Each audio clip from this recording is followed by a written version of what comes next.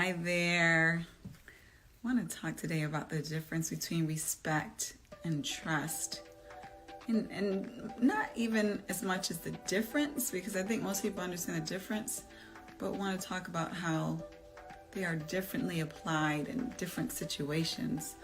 I've been hearing a lot of mention lately, especially about respect, and different people have different concepts and appreciations of respect, and when to give it to others and when it should be applied or not, and even what it means. I believe that respect has different meanings for different people, and perhaps that is just a fundamental difference of primary, secondary meanings of respect. For me, a primary meaning of respect is how you are treating someone, the authority that you're giving that person to be who they are, and acknowledging them for who they are. That is how I see that fundamental definition of respect. I respect who you are. That means I'm acknowledging that you have the right to be who you are. A lot of times we use the word respect in a sense of, I really respect that person. I look up to that person. And to me, that's more admiration, in my opinion, of, I really respect that person. They do really good things in the community, or, they really treat people well. I have a lot of respect for them. Like that, obviously is another way we use respect. I see that as a secondary way of using respect. One that is very closely linked to admiration, how you admire someone and what they do. But that primary definition, that primary way of how we define respect, and I respect your decisions, to me is about me acknowledging you have the right to be who you are and do what you want to do with yourself. And so that to me is something that we all deserve. We all deserve a level of respect to be who we are, to be accepted as who we are.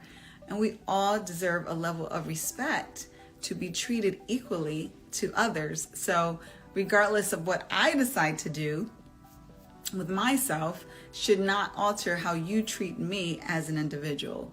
You should still have a certain level of respect for me. And similarly goes as I am treating other people, whether they believe what I believe, have the same values that I have or not, whether they do what I choose to do or not, I still should have a level of respect for them as being equal to me. I'm not better than them. They're not better than me. We just have different choices. And so there should be a fundamental level of respecting those different choices and different ways of being. That to me is very different from trust. Like, my goal is to respect everyone. I want to respect the stranger. I want to respect the person who's in a different country, as well as, of course, the person who's standing next to me. Now, trust is a completely different ballgame. And a lot of times, especially when we're in relationships, and they could be all different types of relationships. It could be familial relationships, work relationships, personal relationships. And in those relationships, there is this level of trust that is expected. And so we want to give trust in relationships, and we also want to receive trust. And this is when I say we want to, obviously that's in ideal situations.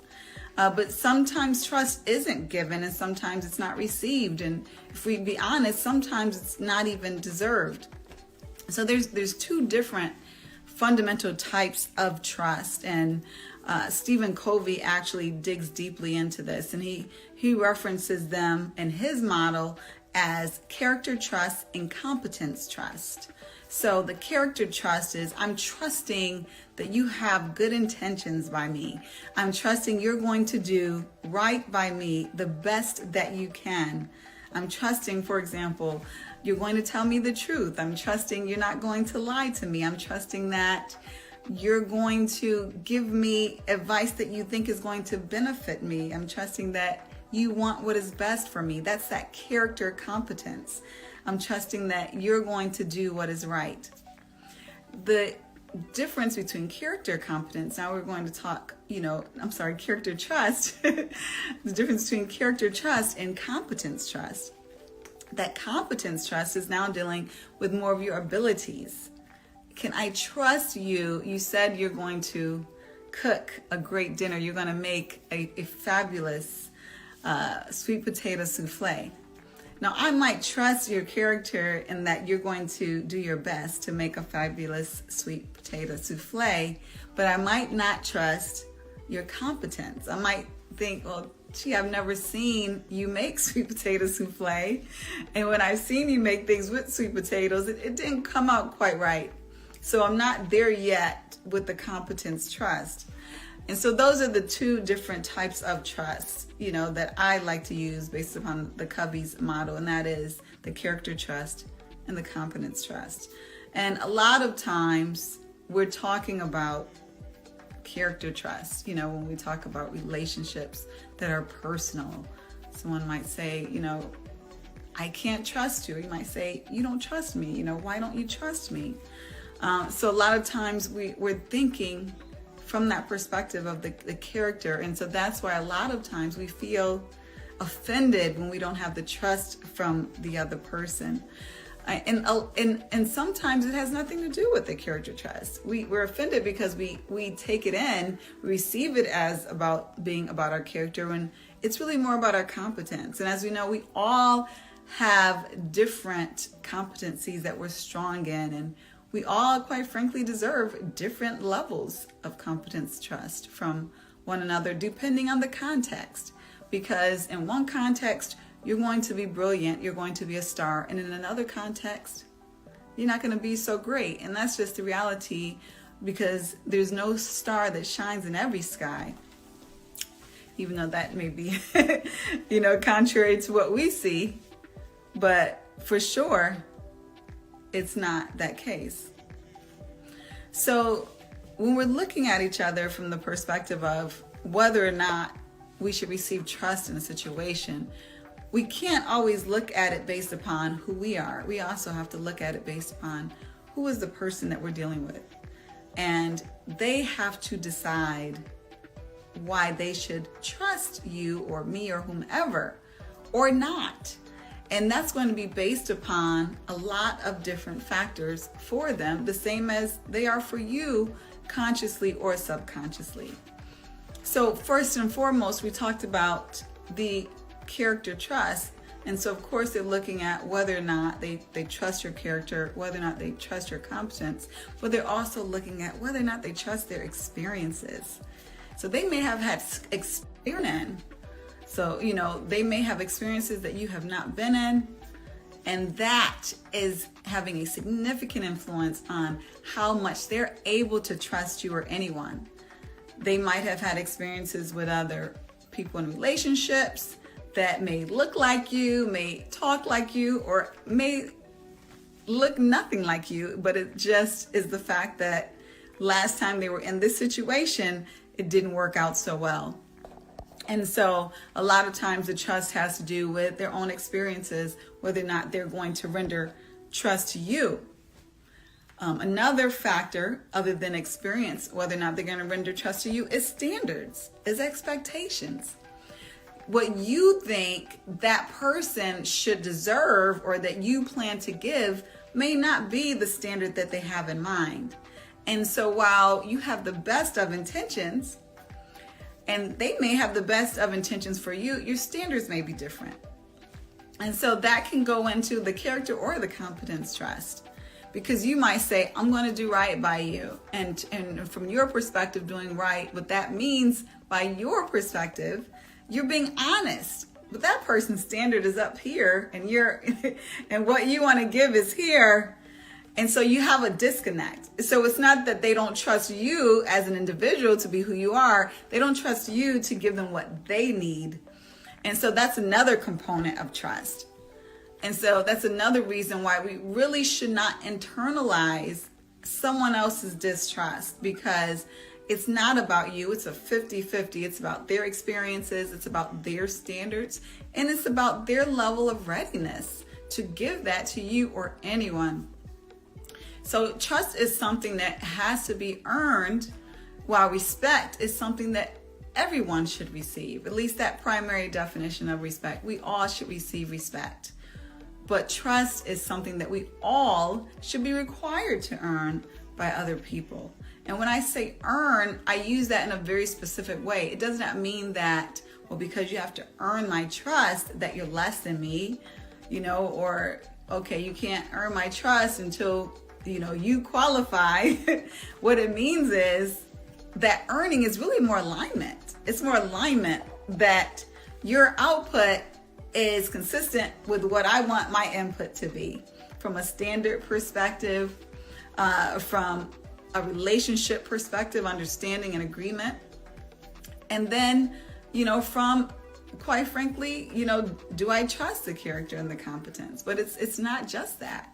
So there's an alignment that has to happen with trust that goes far beyond what someone is doing to you or what you're doing to them.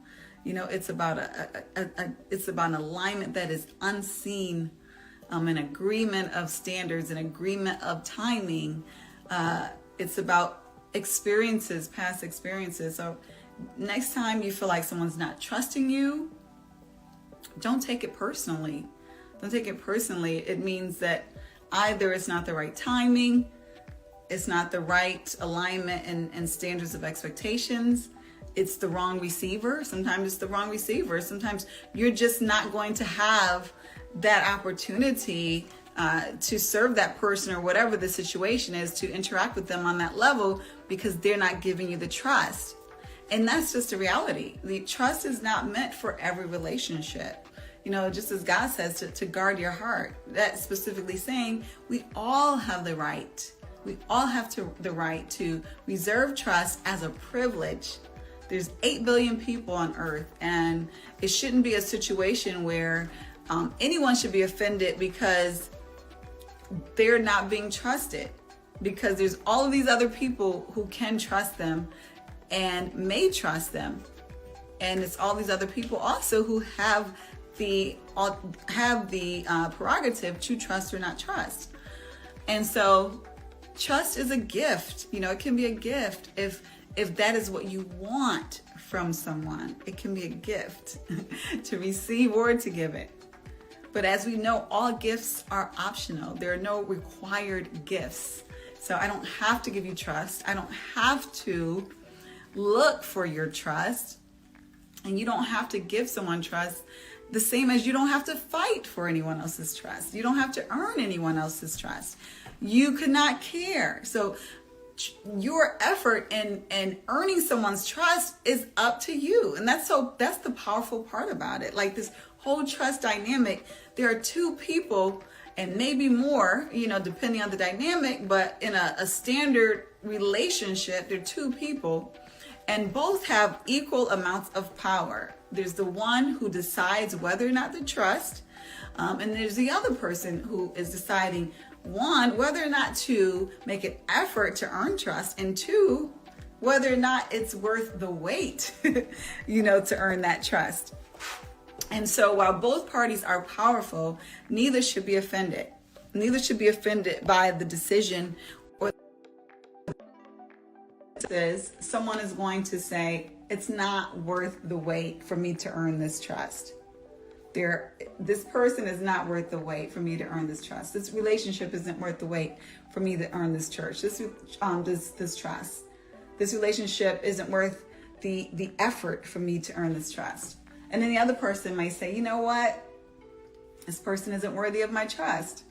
I don't think I'm ever going to be comfortable making this person worthy of my trust. And so regardless of what end the person is on, they both have equal justification in their decision.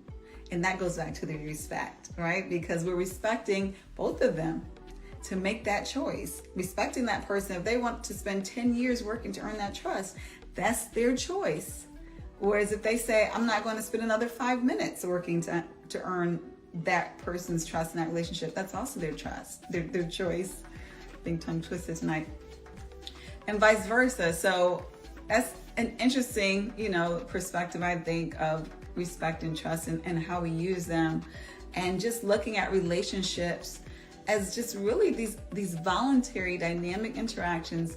That's not about control. It's not about control. When we realize we have no control over anyone else, no logical control over anyone else, it's liberating. It's liberating for ourselves. It's liberating for the other people. And that's how we truly respect people. Like we say we respect everyone, but until we're able to really acknowledge, and give honor even to the decisions that everyone makes for themselves, not on others, but acknowledge and give honor to the decisions that everyone makes for themselves.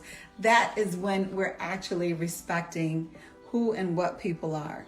It's not about you being aligned with them, connected with them. That's when you're going closer to trust. But acknowledging you have the right to do what you want to do, I have the right to do what I want to do, and honoring that. And that's the beauty. Like, God has given us all self-will, and it's such a gift. It's such a gift if we use it the way that we are supposed to. Have a